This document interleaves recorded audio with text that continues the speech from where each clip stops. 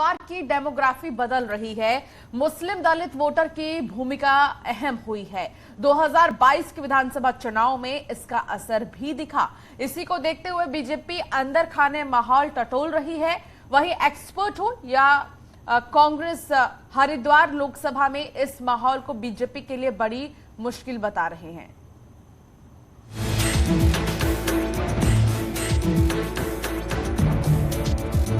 संतों महंतों स्वामियों के साथ करोड़ों हिंदुओं की आस्था का शहर हरिद्वार है। इसी हरिद्वार जिले में डेमोग्राफी बदल रही है। यूपी से सटे हरिद्वार में भी मुस्लिम दलित वोटर बड़ा फैक्टर बन रहे हैं। इसी फैक्टर के डर से बीजेपी अंदरखाने हरिद्वार की नब्ज टटोल रही है। सूत्रों के मुताबिक बीजेपी और उससे जुड़े संगठनों की नजर में 2024 चुनाव में हरिद्वार की फिजा बदल सकती है और इसके पीछे की असल वजह 2022 चुनाव के नतीजे हैं, जब 11 विधानसभा सीटों पर मुस्लिम दलित फैक्टर का साफ असर दिखा।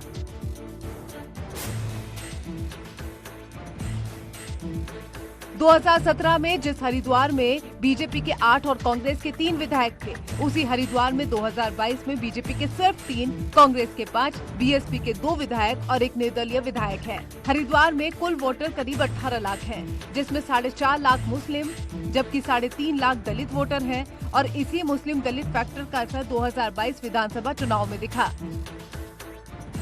हरिद्वार में टिकट की जुगाड़ में लगे दोनों बड़े कांग्रेसी नेताओं का दावा है कि दलित मुस्लिम कांग्रेस के साथ है, बीजेपी के नहीं। लेकिन इस समय हरिद्वार के लोग ज्यादा प्यार दे रहे हैं।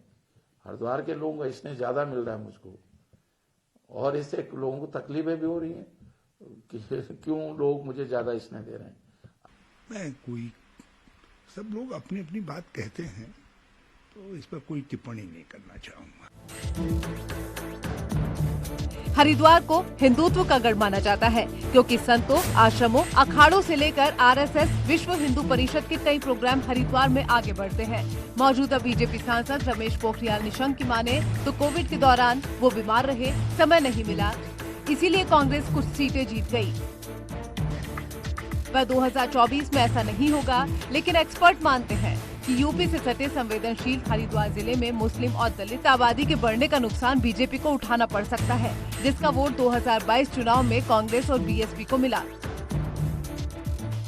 किसी ऐसे व्यक्ति के साथ चुनाव लड़ना और आने को तो ये लोकतंत्र है, उत्सव है, ये लोकतंत्र का आना चाहिए, किसी को भी आए।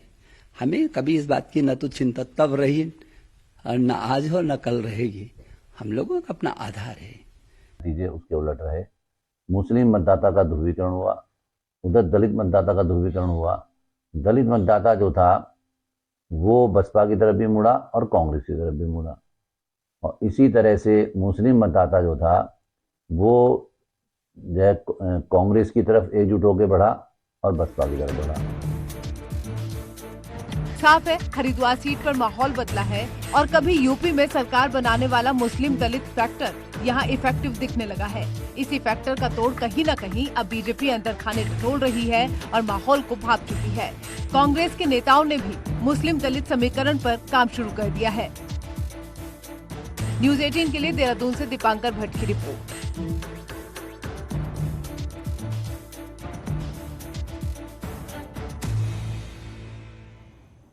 हरिद्वार का क्या समीकरण रहा वो हमने आपको इस रिपोर्ट के जरिए बताया। हालांकि बीजेपी ही नहीं, तमाम जो राजनीतिक पार्टियां हैं वो अपनी तैयारियों में जुट गई हैं, लेकिन जनता तय करेगी कि जीत किसकी होती है। और यहां पर रुकेंगे एक छोटे से ब्रेक के लिए। आप देखते रहिए न्यूज़ 18।